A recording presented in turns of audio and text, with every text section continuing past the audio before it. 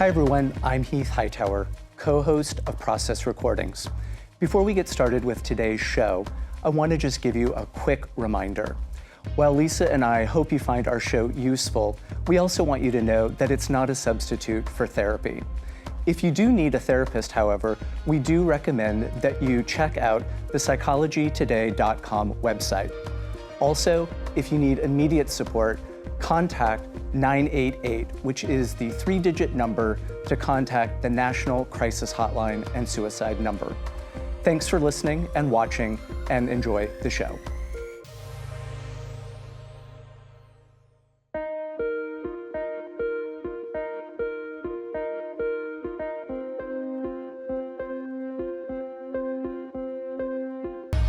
Hi everybody, I'm Heath Hightower. And I'm Lisa Wessan. And this is Process Recordings, the show where we have real conversations about real human experiences, and we offer tools, tips, and techniques to help people get through life's greatest challenges. Hi, Lisa. Hello, Heath. Good to be back. It's good to be with you. And you look wonderful in that bow tie, I have Hey, to thank say. you. I really It appreciate that. Suits you. And I like your stylish glasses. Thank you. Yes. Yeah. Well, if you have to have an impairment, let it be a beautiful impairment. Yes. There you go. So today I am so excited to hear what comes from your side of the street with our challenge working with clutterers and a few hoarders. But as we discussed prior to the show, most hoarders don't want to be in treatment. They don't think they have a problem. We're dealing usually with clutterers who have severe issues of disorganization or OCD, whatever. So I'm looking forward to unpacking that with you today. And as Robin Zazio says, who's working on the Hoarder Show at A&E, everybody, in her book, The Hoarder Book, she says, everyone has some part of their life that's really cluttered. And she says her makeup drawer is like totally out of control. And I laughed when I read that in her book, because Robin Zazio is like an expert on hoarding and clutter, but she has a makeup drawer that's out of control. So we all struggle, that's the point. Sure, yeah. Yeah, and I think what you say is really important to underscore, which is the idea that there is this continuum that we all kind of exist on. And maybe not all of us exists on every part of the continuum, but the idea that there is this clutter-hoarder continuum, I think is an important thing to establish from the outset, where cluttering really is the accumulation of things in a disorganized way that can make a space messy sometimes, versus hoarding, which is really the inability to discard things regardless of their value.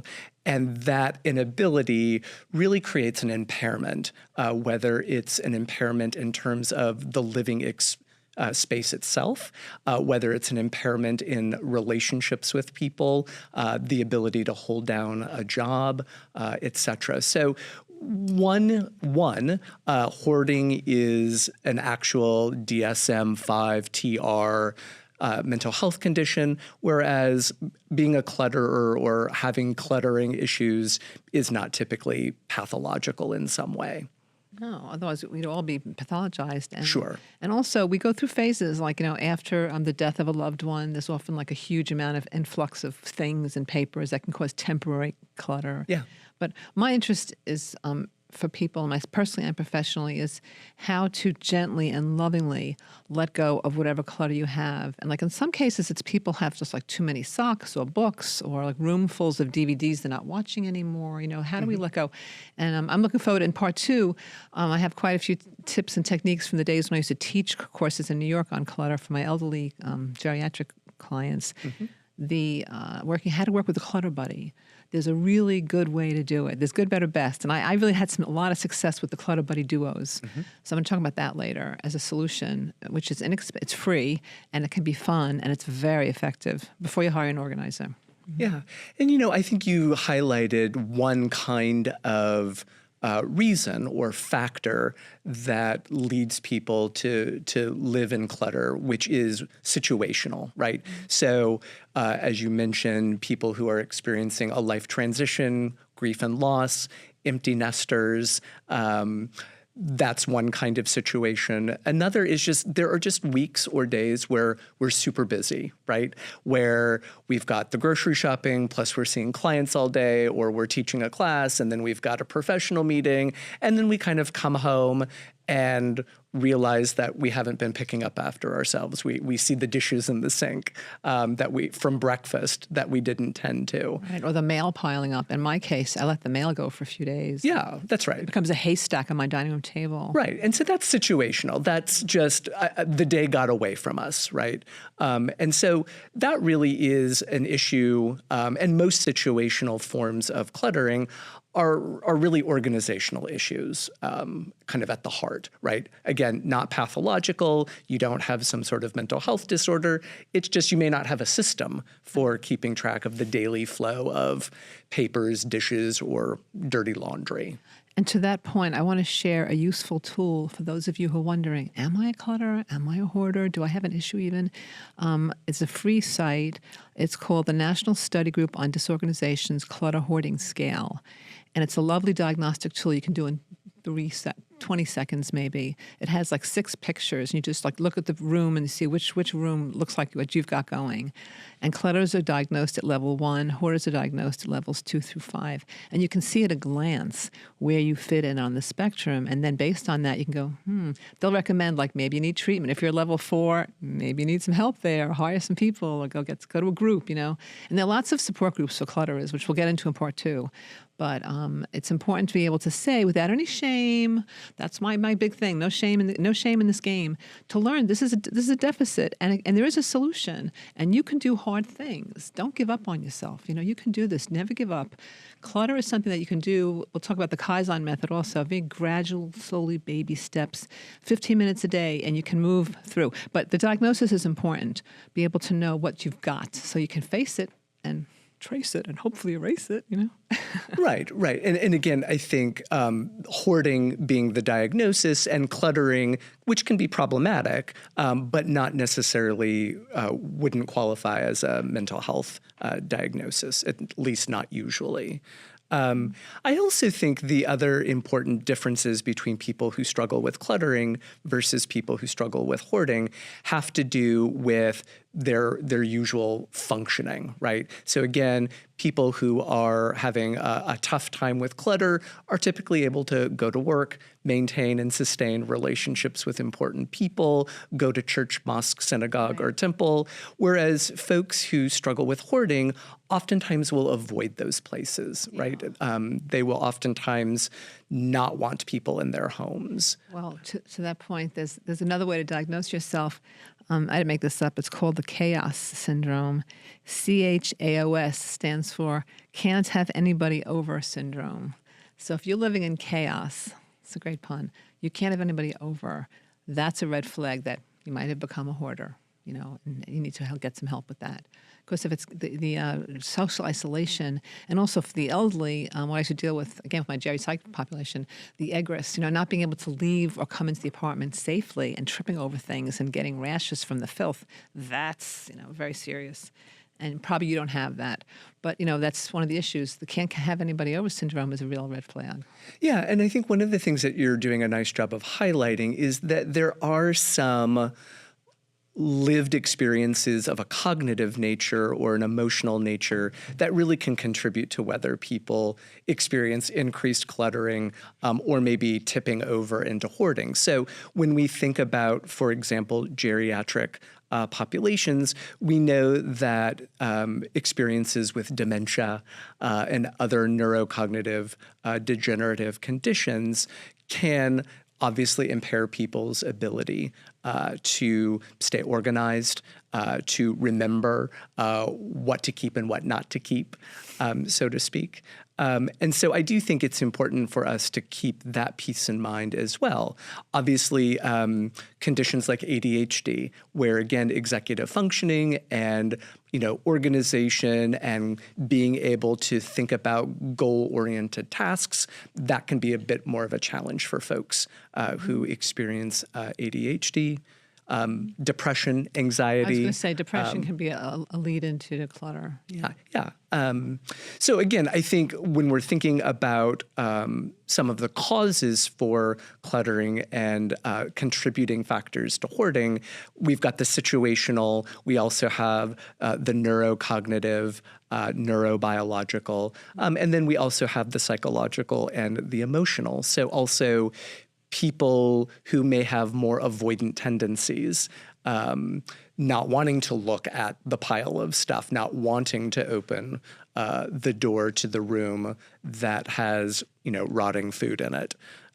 So again, I think really keeping that in mind as well as people are trying to think about what might be contributing to my experiences with cluttering, which may be bordering on hoarding. Something I want to add to that is there's a fellow in Boston, Professor Frost, Randy Frost, and Gail Skedicke, who are at BU School of Social Work, have done great research on what they call clutter. Randy Frost coined the term clutter blindness.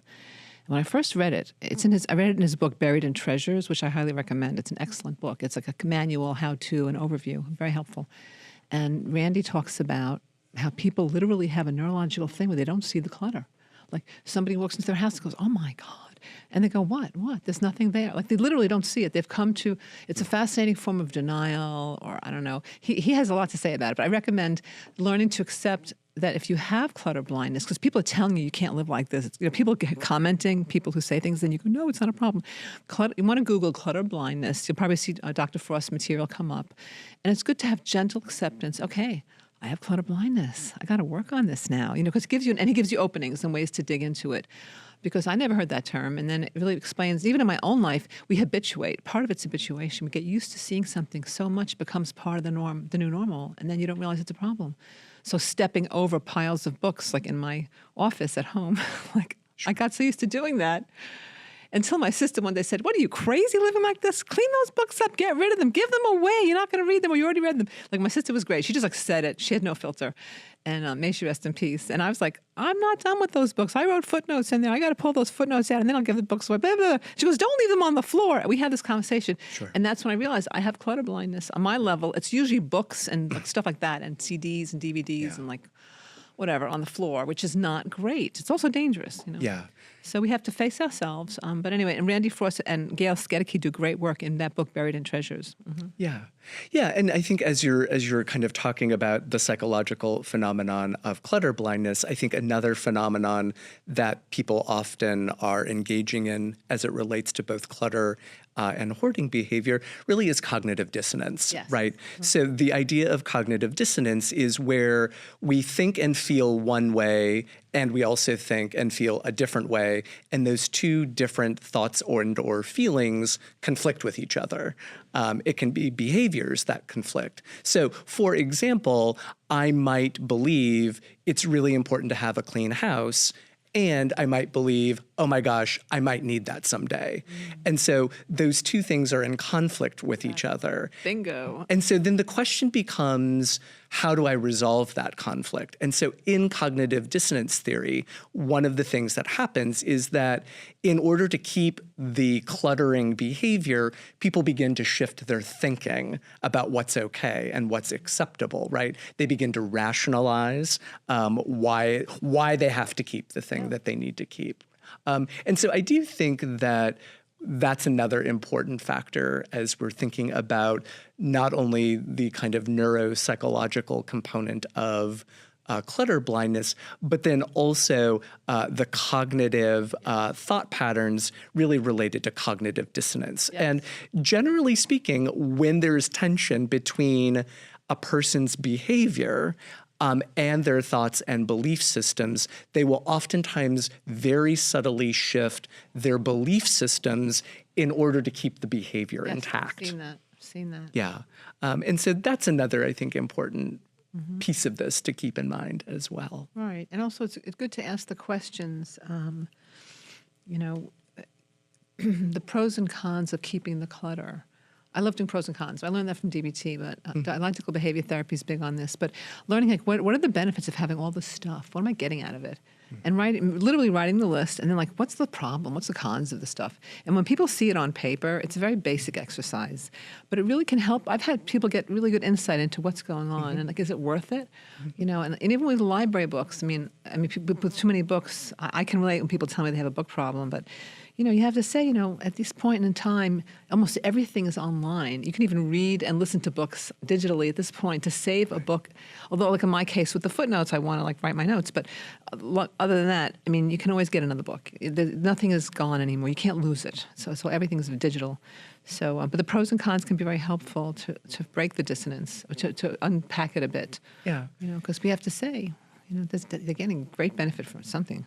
Yeah, yeah, and I also think that some of our other episodes that we've had in the show also, I think, are relevant to what we've been talking about here today. So, for example, you know, procrastination, right? So when people are really struggling with procrastination, that's going to make them much more vulnerable to clutter and perhaps hoarding as well.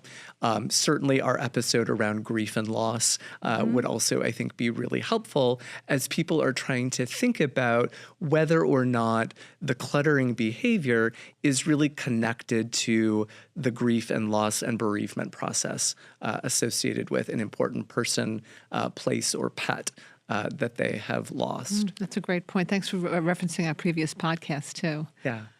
Thanks. Yeah, we've done some good work, Heath. We've got like 16. I think this is episode 16 or 18. Yeah. I know we're no longer in the beginning of this. And it's all interconnected. It is all interconnected. Yeah. Yeah. And the grief. I mean, I know personally and professionally, going through my husband's clothes and watching someone I know who's going through her husband's clothes as well, a client. It's not just like taking the suit and putting it in a box. You know, it's like you hold it up. You remember the last time they had dinner in that suit, what country they were in. Yeah. It brings back a whole narrative. And like, that's why I'm a fan of the Clutter Buddy process, because you can tell the person who's with you, oh, we went to dinner at this lovely restaurant in France. And then you tell the person, it takes 5 minutes, and they feel the moment together, and then the suit goes in the box with love, and it's done well. Yeah. Versus just like cleaning out the whole closet in one day without any processing. Yeah. So, but there's a lot of feelings attached to things. Yeah. And that's the interesting part, that I think it's important. Unexpressed grief or love or sadness or rage needs to be talked through, and then the thing can be given away to Goodwill or consignment or trash or whatever, it's recycling. But it's good to have the conversation, because then the person feels relaxed and peaceful giving it away. Yeah, yeah. And I think one of the things that you're saying that I think is really important is the issue isn't really stuff. It's really the story that we've been telling ourselves about the stuff. That ultimately is what keeps people kind of trapped, if you will, in stuff. They literally become imprisoned by their stuff. And, you know, I think about that in the context of my grandmother, who passed away about 8 years ago. And, you know, one of the things that I am kind of always really mindful of is my husband and I were visiting home one summer, and my mother had asked me to go to my grandmother's house, and I hadn't been to her house in years. And I remember opening the door, and there were 500 purses from floor to ceiling in her front bathroom. And I remember my husband and I walked in, and there were flies everywhere. Yeah. And what had happened in my own family system is that everybody was kind of initially aware that there was a problem, and then nobody would go to her house. And what was interesting is my family is really close, but what had happened was when people wanted to visit my grandmother, she would always meet them on the front porch. And then she would get in your car and you'd go have dinner or lunch out, and then you'd get dropped off. And she was really clear that, you know, oh, bye-bye, and then would go back in the house. And it wasn't until I saw that I actually insisted that we do something about this. I actually gave my family an ultimatum where I said, dangerous. We either do something or as a social worker and a mandated You're reporter, I am going to have to get elder services involved. Right. And literally the rest of that weekend, my husband and I spent the rest of our vacation finding a place for my grandmother to live. Yeah. And then hiring a service to come in and take care of that. But to your point, this isn't about just one cause. It's multi-causal most of the time. It's more than dual disorder. It's like quadruple disorder. Right. And so part of it was the early onset of her dementia. She was forgetting what she had bought, so she just kept buying stuff. Yes. Then there was a scarcity mentality because she had grown up during the Depression. So then that was also a piece that was playing into it. And then she was afraid of putting her money in the bank. So she would buy these purses, put money in the purses, and then, so literally the family had to go through all of these purses and found $6,000 in her bathtub. That's amazing. And so again, part of why I really want to share that is because I think that we often think about the shame that the individual person might feel, but I think there's also the shame that family members feel as they're watching a loved one struggle with clutter and hoarding and feeling really powerless. Yes. Yeah, they feel powerless and probably some guilt also that they haven't intervened sooner. That's right. And not really knowing what to do. Right. Well, it's good to know, folks, listening to this, that every town has a senior center, and there's always a clinical social worker affiliated with the senior center. Yeah. And those social workers know what to do about clutter, and they have people that can help contact. Yeah. Some of them are free services. And Chelmsford, they have a free, a wonderful, from the elder services community, they have people come in and just help for free. It's great. Yeah. So, it's available, but you don't even know that. Most people don't even know that. Yeah. Elder services is wonderful. Yeah. Your mother's story reminds me, your grandmother's story reminds me when I was a young social worker, as part of my internship, I was doing house visits from Mount Sinai, and I went to one woman's apartment, and Heath, I'm not exaggerating, on her dining room table was a bunch of bananas that were so brown, and as soon as I opened the door, it was almost like fermenting. It was, my eyes were starting to tingle, and there was like a mass of little fruit flies around the bowl. And we were supposed to sit at we were going to sit and talk at the dining room table. She sits me down, and I said to her, "Dear, I really can't sit here with this bananas. Do you mind if I put them outside or throw them away?" And she goes, "They're perfectly fine." She didn't even see. She couldn't see it. Whatever. Maybe she had vision impairment. Yeah. But that was like, as a young social worker, I was like, "Oh my God, I can't. I can't smell it. I can't take it." So she let me. I ended up putting them in the bathroom and closing the door. I put them in the tub. Yeah. But I said to her, "They really can't even be frozen at this point. They're fermenting and they're liquidy." Yeah. So I don't know. I asked her, "Are you going to make banana bread or something?" She says, "No. They've just been there for a while." Yeah. But that was an eye-opener to me. Sure. And she was a lovely lady. The rest of her apartment was actually not bad. She was not a clutterer, but she had like food. And then she had food in the refrigerator that also had gone bad. And I realized she wasn't aware. And she was like, not clutter blindness, but just like unconscious about things. Couldn't see it. And she was 90-something. And that's why I was at her house, because I was assigned to help her. Right. She ended up having a nursing home, an assisted living placement, actually. Yeah. But it was very eye-opening to me. Yeah. That the lack of awareness in what happens, Heath, as we age, we just don't see things the way we used to see them. Yeah, well, and I also think to some degree that can also be very much about the intersection between history, age, and culture. Mm-hmm. Because again, I have never grown up with scarcity. Mm-hmm. And so even though my grandparents did, I think about when it's appropriate to keep something and when it's appropriate to get rid of it. But if you don't ever know when the next thing is going to be there, you hold on. Then you hold on to it until some cultural or historical lens says, now it's time to get rid of it. So what about the attachment issue? Like how would you, through the lens of attachment, do you see these people having anxious attachment? Sure. Yeah, I mean, I always think that people have different attachments to different things. That's why I think that this work, if you're going to, primarily work in, with hoarding populations, I think that it's really important to remember that the attachments that people have with different things are very much similar to the reality that we all have different attachments to the different people in our lives. Yes. And so that's why it's not a one size fits all. It's really about building trust with the individual person and then being savvy enough and I think compassionate enough and patient enough to have the conversation with them about, oh, this thing here, tell me about that. Tell me about where that fits into your life. What is your relationship? That's the key question. With that thing. Why is this important? Right? Yeah. And I think really being open to what people have to say about that. Yeah, that's from my experience, especially when around the groups in New York. There was a lot of conversation about, one guy had this set of trains that he never used. They were covered in dust and like little dust bunny things. Anyway, and it helped him. He said he didn't feel lonely. It helped him not feel lonely. Like there are people on the train coming to see him. Yeah. And he wasn't a cuckoo caca guy. He was very sane. It gives me the illusion that, things are happening here in my apartment. And I really, it was so dear the way he said it, but the attachment to the trains that he's not going to use don't work anymore. But that was his attachment. It filled loneliness. And I think things do fill that aching need for connection. Yeah.